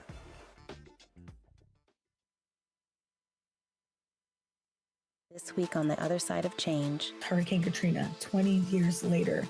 Cannot believe that it's been more than 20 years since we saw Black people and Black communities across New Orleans and the South being failed by our government. But it's a harrowing lesson. We're going to unpack how race and class intersect in ways and how we need to talk about this government doing more for our communities. Again, you're watching The Other Side of Change, only on Black Star Network. Hi, I'm Jo Marie Payton, voice of Sugar Mama on Disney's Louder and Prouder Disney Plus, and I'm with Roland Martin on Unfiltered.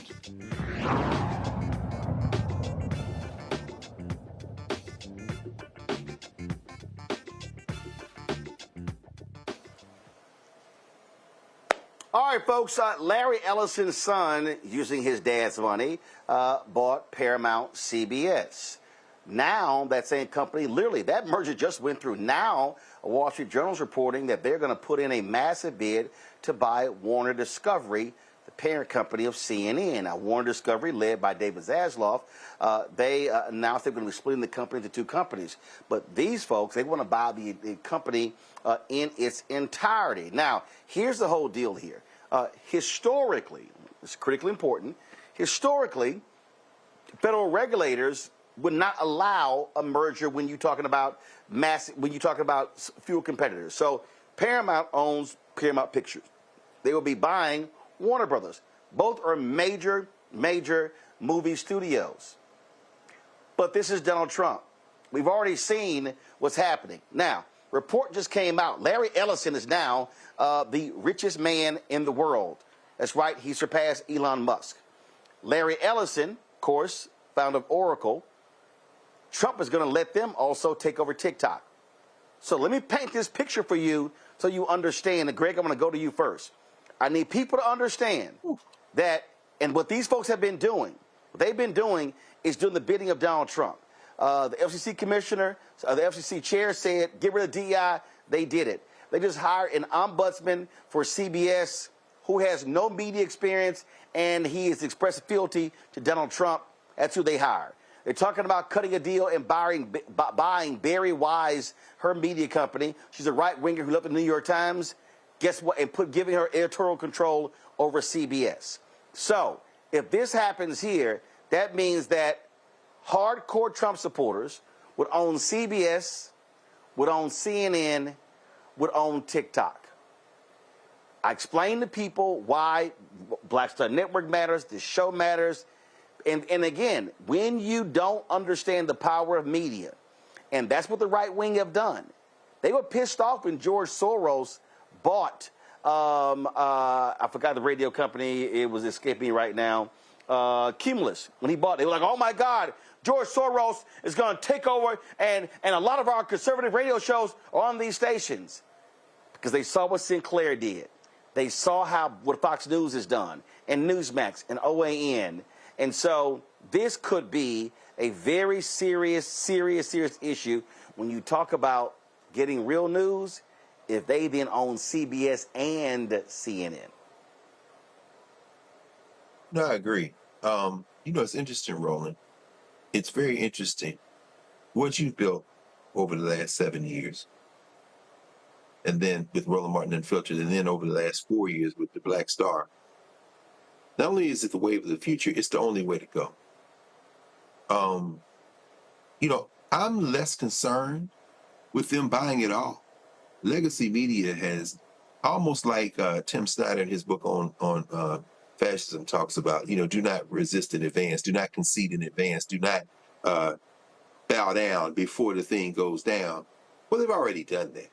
CNN's unwatchable. God bless Abby Phillip, doing the best I suppose she can. She's trying to keep her job. It's unwatchable.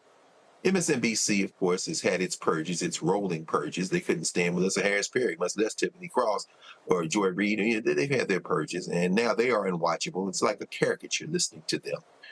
And the major networks, please. I mean, NBC carrying Chuck Todd for as long as they did, it's absurd. And now they won't even ask questions. So yeah. What if they buy it off? So what if they buy it off? Mehdi Hassan gets put off, and now he's bigger than ever. And Zateo, Jim Acosta gets put off. He goes on Substack. But all of them following really what you saw coming years ago. I'm saying all that to say this. I don't know that they buy TikTok, because this is the beauty of how white nationalism, domestic white nationalism, doesn't understand, or at least understands but overplays its hand. See, there's the Chinese out there.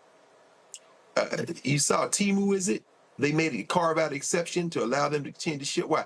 Because China's got the second economy in the world. You know what they're concerned about right now? I mean, they got a real estate real estate bubble, and they got some, heating in their national economy, and they got the state investments, and they got to worry about some of that stuff. But one of the biggest fights they're having in China right now is the electric vehicle fight. Why? Because the innovation is coming so fast and so furious, led by, of course, BYD, the big monster that ate Tesla's lunch in Europe and has continued to eat all over the world. Not the United States, of course, you can't get one, can you?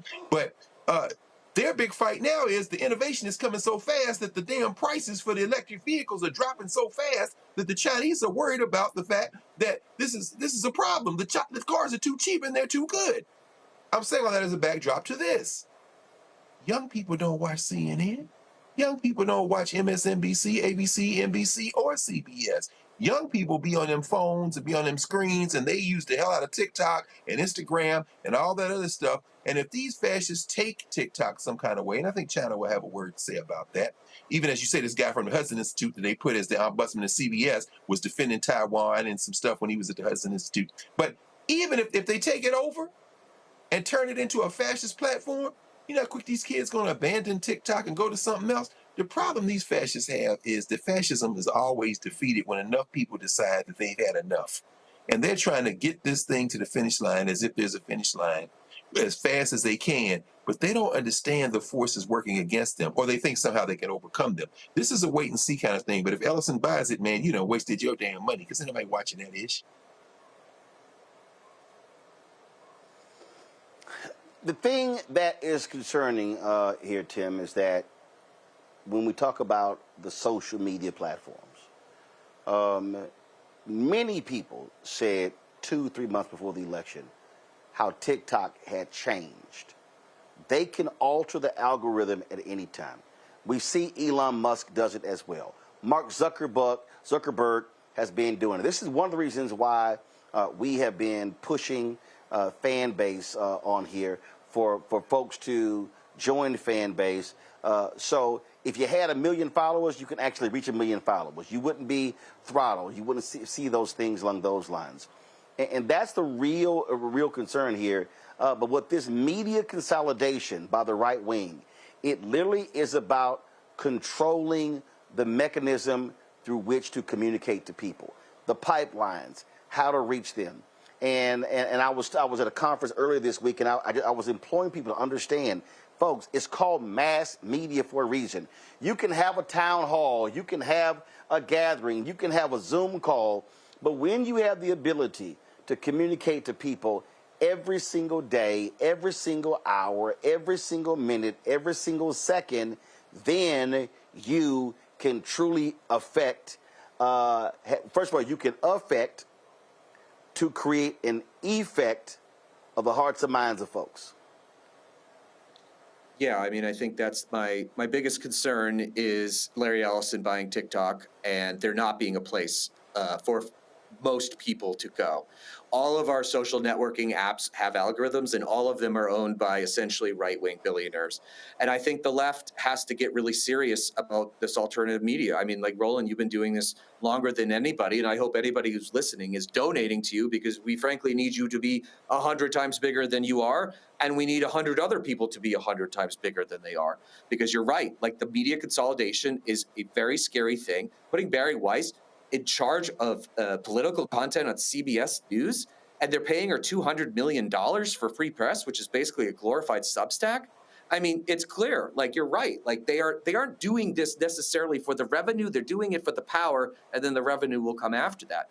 But that's why we need, on the left, we need people to come together and fund progressive media, all different types of it, because we need to reach those audiences when those algorithms get jerked around like they did before the election last year. It's a real problem, and that's why we have to stand up these media properties ourselves, because no one else is going to do it for us, and otherwise Republicans will dominate, and there will be nothing that we can do about it.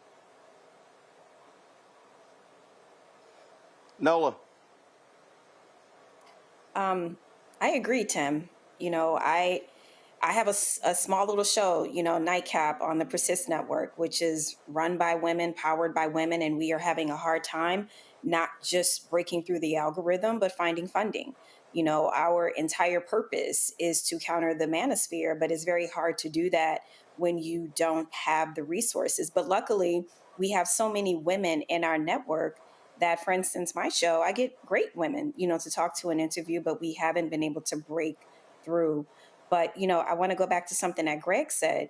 You know, the way that propaganda works and the way that it works inside of fascism, you know, it's across sectors. So while young folks don't have their eyes on MSNBC and CNN, it is layered conditioning, it's layered propaganda. So you have their parents, their grandparents who are tuned into Fox News all day, who are listening to certain things, right? They're talking about it in the home, right? And then now you have this lean towards the right in entertainment. You know, you go on Netflix or you go on Amazon, there are movies that are pro-Trump folks, these very pro-American, you know, this kind of return back to 24 style TV shows about DHS and the FBI and all these things. So it's layered. It's not just about CNN. It's not just about MSNBC. Yes, it's about the TikToks. It's about social media. It's about what's being talked about at home. It's about what movies you are seeing. It's about the Sydney Sweeneys and, you know, the American Eagle and her jeans. It's propaganda, and it's in every single sector. So while the young folks may not be seated in front of those, you know, corporate media channels, it is part of a layered strategy. And that is how propaganda spreads. And so that's my worry. I've even heard conversations, you know, change on the different campuses that I'm in among, you know, young folks. And even going back, you know, to Charlie Kirk, he had a hold over young people. You know, this 31-year-old man, he was definitely moving the, not even conservative movement, because this is beyond conservatism. This is something else. He resonated with them, right, through the rallies, which is a huge part of the propaganda piece, right? These rallies that are almost billed like festivals. So you have all of this and all of but the media, right. But the media, the reason first of all, having an organization is one thing. The media piece is totally different, because what you're now seeing is, again, I need people to understand what we're talking about here. You have Paramount, CBS, Paramount Plus, the streaming service, but then if you talk about Warner Discovery, you're talking about Discovery and all other cable channels as well. And we've already seen where when Donald Trump says jump, Paramount Skydance goes, okay, how high, how many times? So that's what I think people need to understand. The tentacles here are wide and deep. When you talk about multiple, you know, you got Discovery, you got TNT, you got TBS, you got CNN. So the bid they're going to be putting in is for all of it. And so that's really what I'm trying to get people to understand. What is at play here? And then, of course, remember, TikTok was supposed to be shut down. Donald Trump has been extending this thing incessantly. And again, people are essentially saying he is going to position it to where Larry Ellison is able to own it. And so now all of a sudden you have that platform. And so all these things are happening.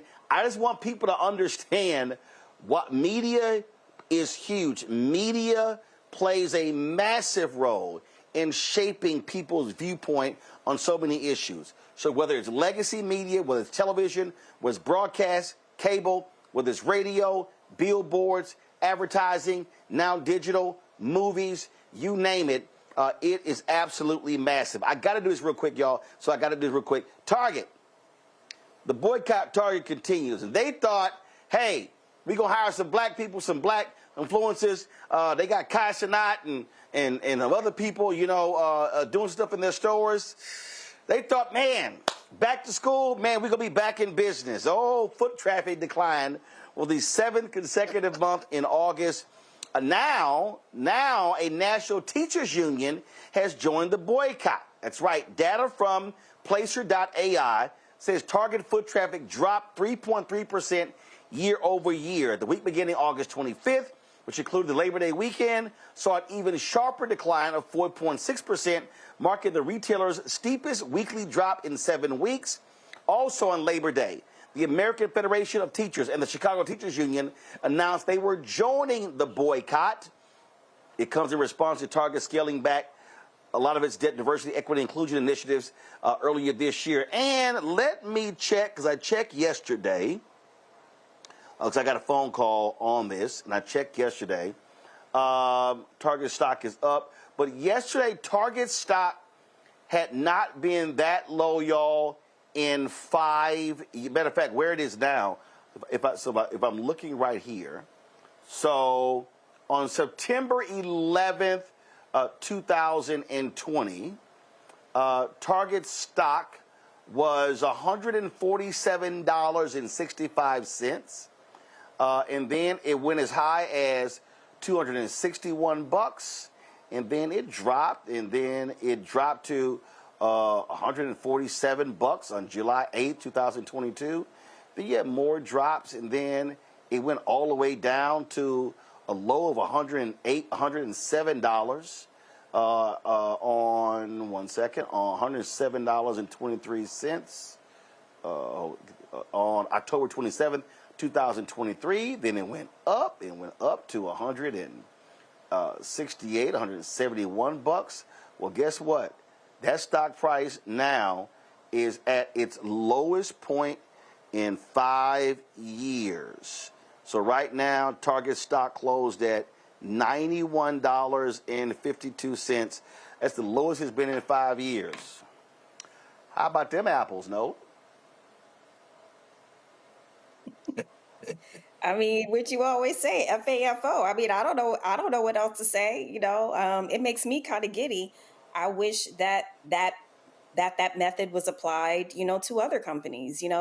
Amazon. For one, these people respond to their bottom line, and the power that the people truly have is their spending power, and that really is what's going to move the needle in our political landscape, because these people think that we are just mindless drones, essentially, and we're going to spend our money regardless. And, like I said, FAFO, and it needs to be applied to other companies. Tim, they're learning the hard way. We don't have to spend our money with you. No, and I think that going after corporations that are doing the bidding of the Trump administration is probably a very effective way to enact change. And I think that the most insane thing about the whole DEI thing is that it has been proven time and time again that DEI is good for the bottom line. It's just a fact, and because you get more diverse voices in positions of leadership, and you get a better product because you get more perspectives. And then also, we're seeing what's happening to Target when they basically just folded to Donald Trump, and the consumers said, screw you, basically. And then we've seen the opposite at Costco, because Costco, actually, their board said, hell no, we're not getting rid of DEI. And I'm pretty sure that their stock has gone up. It doesn't pay in 2025 to play this game, because there are more of us than them.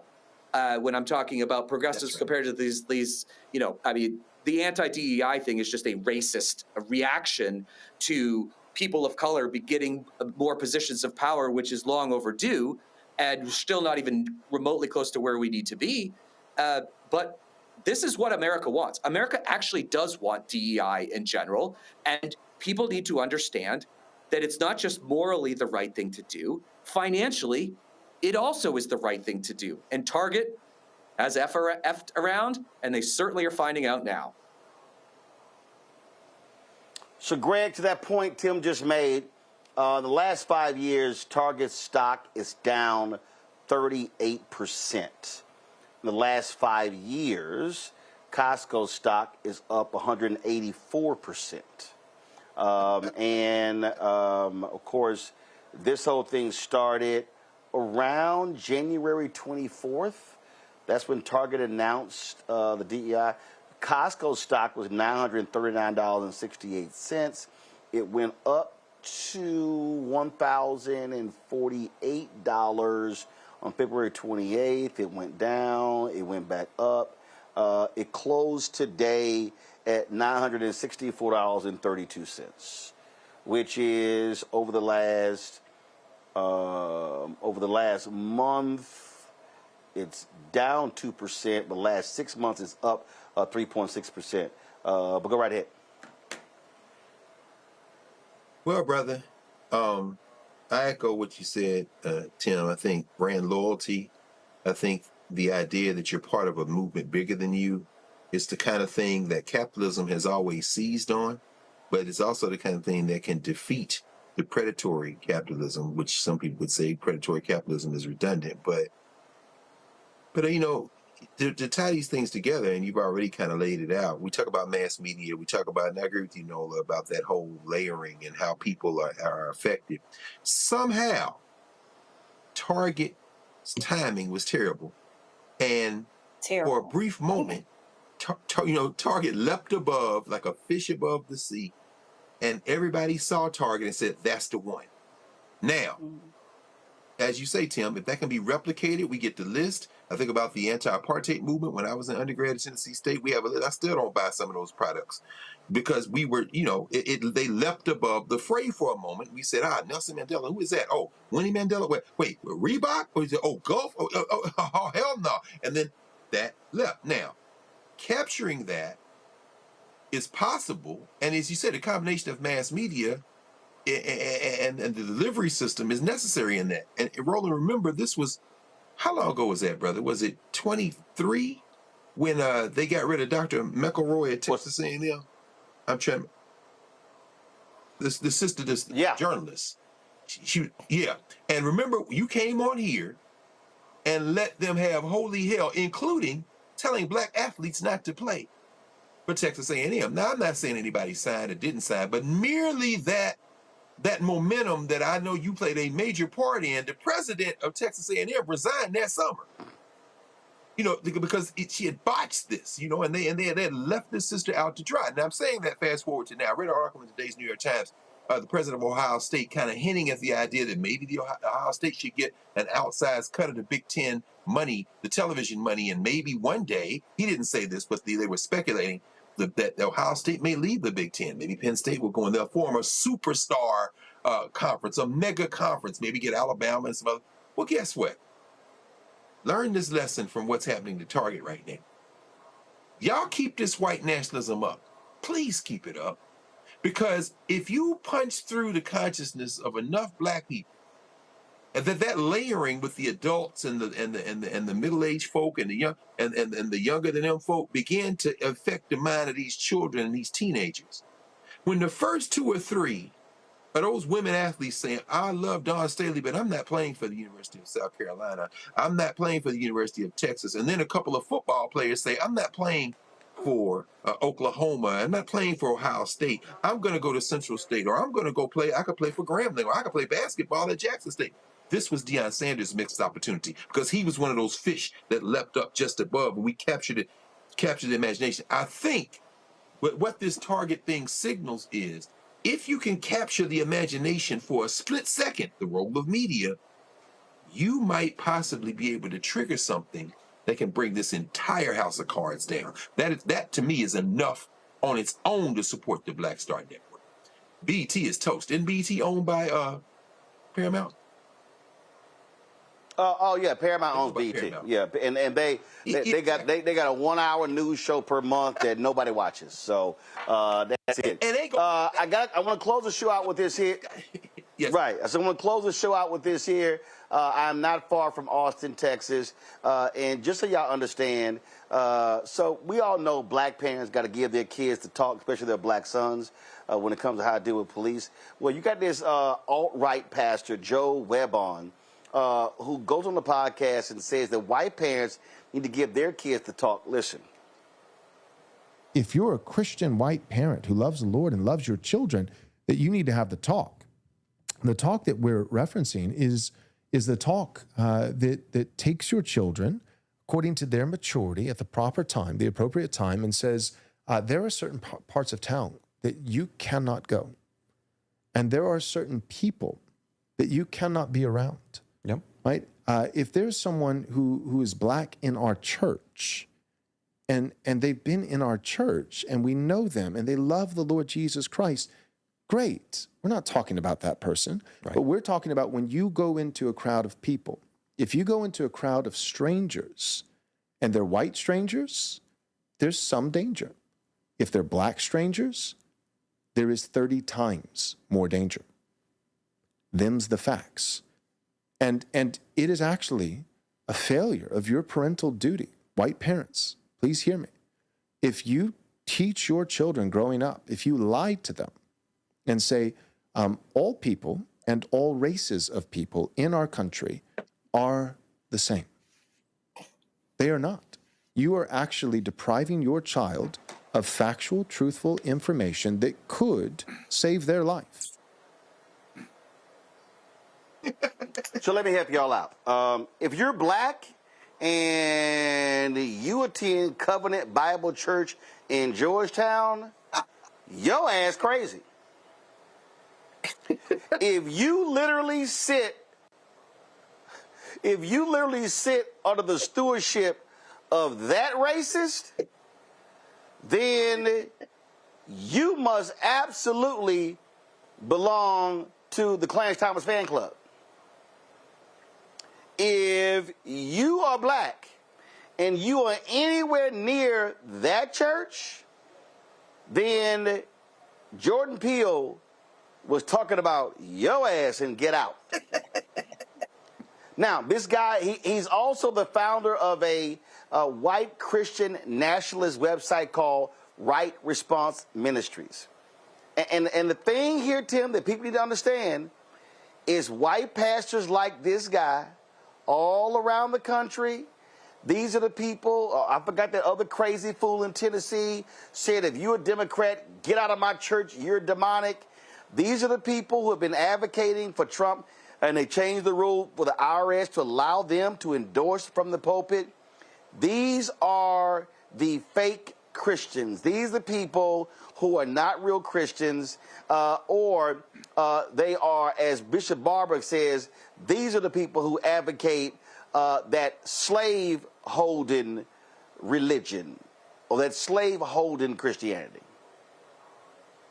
Yeah, I mean, I think that I would feel a lot safer being in a black community than being in that church, for example. I mean, these people are horrifically racist, and the sad reality is that Donald Trump has normalized this, and the right-wing media networks have made this okay to say. And, I thought we were, maybe naively, well, definitely naively, thought we were maybe getting past some of this, but again, this comes back to the fact that these people they don't believe, they're not following the gospel or the Bible or anything like that. They are using it to control people and to gain power and financial power.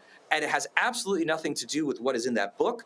And it is disgusting. And, I look at this stuff and it just blows my mind that anybody could believe it. But there are tens of millions of Americans that do.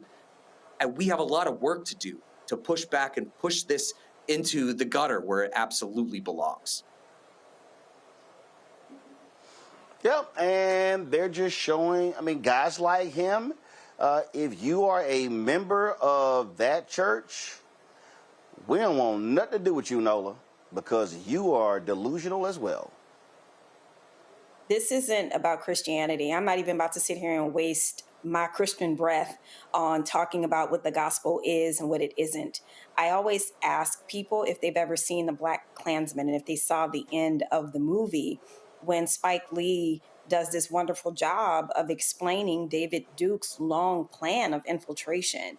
And so through my lens, this is how I see this. This is infiltration. This is infiltration, you know, where Jethro comes out of the overalls and puts on a suit, you know, goes to the good schools and, you know, expands vocabulary and are infiltrated in different parts of quote unquote polite society.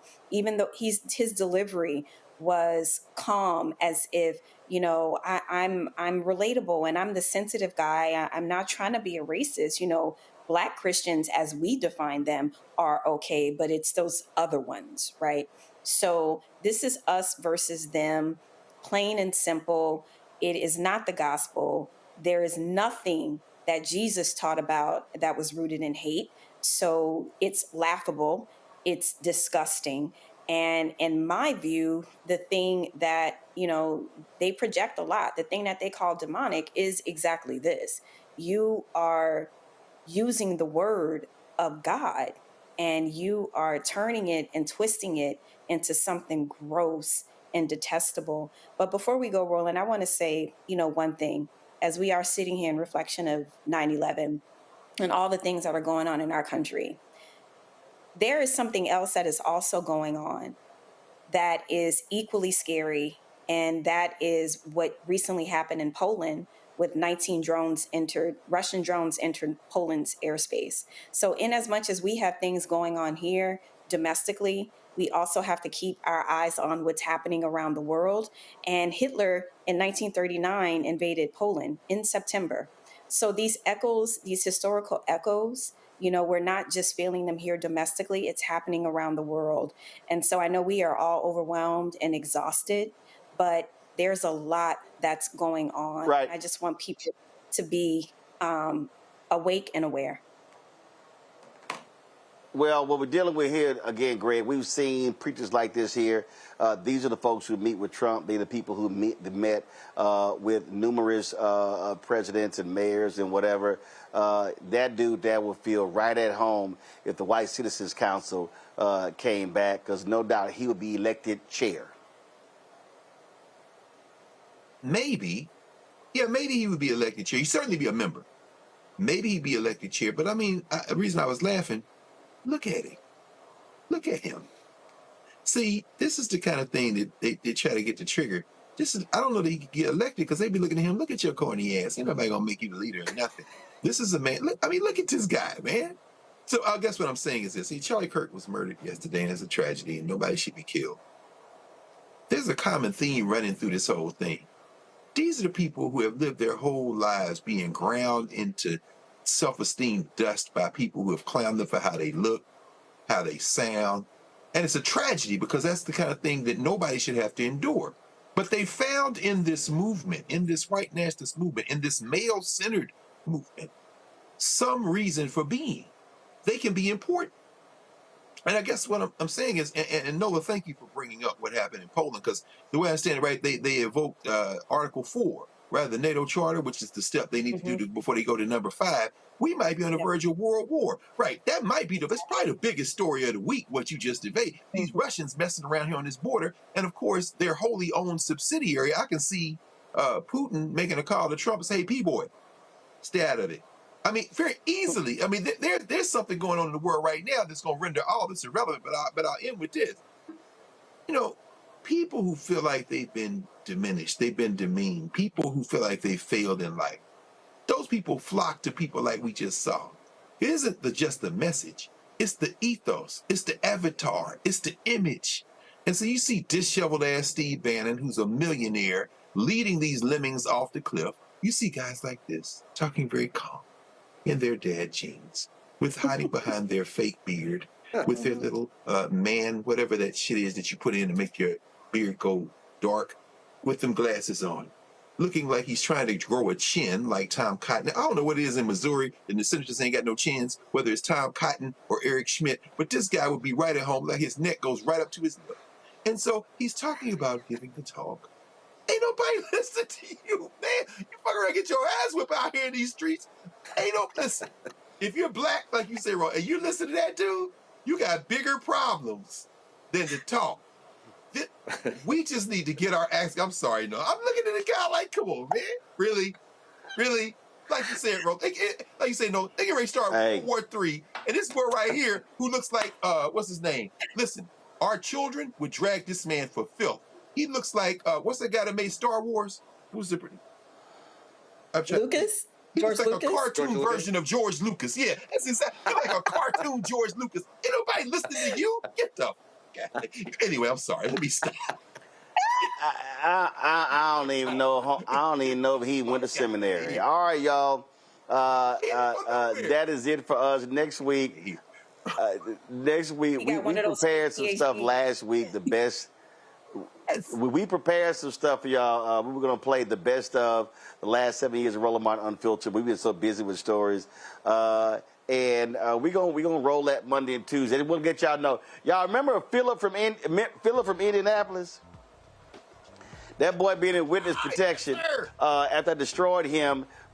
Well, the Republican governor of Indiana. Y'all kill the music, please. Kill the music. Thank you. The Republican governor of Indiana actually named him the executive director of the Indiana Civil Rights Commission. Seriously. And yeah, somebody sent me on Facebook, so you know I had to comment. I was like, hey, Philip is now out of witness protection program after I destroyed his lame ass. And so, yeah, I can't wait. Matter of fact, I think I'm going to be in Indiana September 21st. Maybe I will invite Philip to come to the church. Well, it's a black church, so I don't know if Philip going to show up. I don't think. Yeah, I don't think. Because Philip more likely to show up at Covenant Bible Church in Georgetown, Texas, than he would at a black church in Indianapolis. So just want to let y'all know that. So, yes, I'm being petty because I shall always be petty. Let me thank Nola, Tim, Greg for being on today's show. Thank you so very much. I appreciate all three of y'all being on today's panel. Thanks a lot. Have a fantastic weekend. Y'all, I'm here. Yes, I will be on the show tomorrow, y'all. I am here in Texas. My man, Roland Parrish, got a golf tournament tomorrow, so we're going to have a good time with Roland tomorrow, and so looking forward to that. But, folks, that's it for us. Do me a favor. Join our Bring the Fuck fan club. Your dollars really make it possible to do the work that we do. It's critically important. We are about black-owned media, where we are centered. We're not asking anybody's opinion when it comes to the stories that we want to talk about. We talk about the stuff that matters to our people, and so it matters as well when you support us. First and foremost, all y'all on YouTube, do me a favor. Y'all should be hitting the doggone like button. How we had more than 6,000 people watching live, and we got 1,900 likes? That literally makes no sense whatsoever. We should easily be at 3,000 before I get done. So that's 1,100. So y'all hurry up and hit the damn like button. I'll see y'all all commenting, hit the like button. All right, folks, support the show. Use the Stripe QR code. You see it right here. The goal is to raise $1 million between now and December 31st.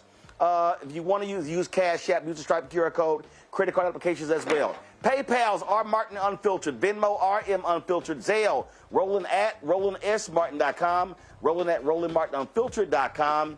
PayPal, again, R Martin Unfiltered. Venmo, RM Unfiltered. Zelle, Roland at RolandSMartin.com. Roland at RolandMartinUnfiltered.com. Checks and money order, make it payable to Roland Martin Unfiltered. P.O. Box 57196, Washington, D.C. 2003 7-0196. Download the Black Star Network app. Apple phone, Android phone, Apple TV, Android TV, Roku, Amazon Fire TV, Xbox One, Samsung Smart TV. Be sure to get a copy of my book, White Fear, of the Browning of Americas, Making White Folks Lose Their Minds, available bookstores nationwide. Get the audio version I read on Audible. You want to get our T-shirts? I saw y'all folks have been commenting on social media. They love me when I wear the shirts on the show. The one says, MAGA chose between woke or broke. They chose broke. That was the Anthony Scaramucci quote. We also got our hashtag, we tried to tell you, FAFO 2025 with Project crossed out. And, of course, the most popular shirt, don't blame me, I voted for the black woman. Get that at shopblackstarnetwork.com. You can also, of course, use the QR code. The QR code, you see it right there. And also, we got black-owned products. We've got great companies. Man, we've got popcorn, treats. We've got candles. We've got shirts. We got skincare products. all that stuff on our marketplace, shopblackstarnetwork.com. What y'all, come on, y'all, give me a shot of the products. Come on. Don't just show, come on, we got to start. Don't just show the graphic, y'all. Give me some products. Also, pull the website up, please. Okay, thank you very much. Pull the website up. You can see, go to shopblackstarnetwork.com to support these black-owned companies, some amazing products. And so please, we just had yesterday Damo Inc., who is the artist, and so she's got some great stuff. And so support there as well. Y'all not gonna show the website?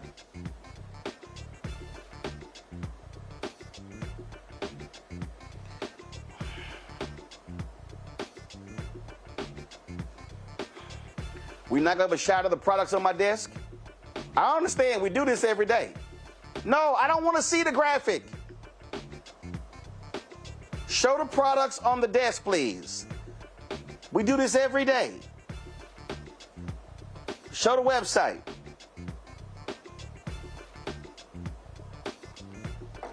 I'm not closing the show until we do it.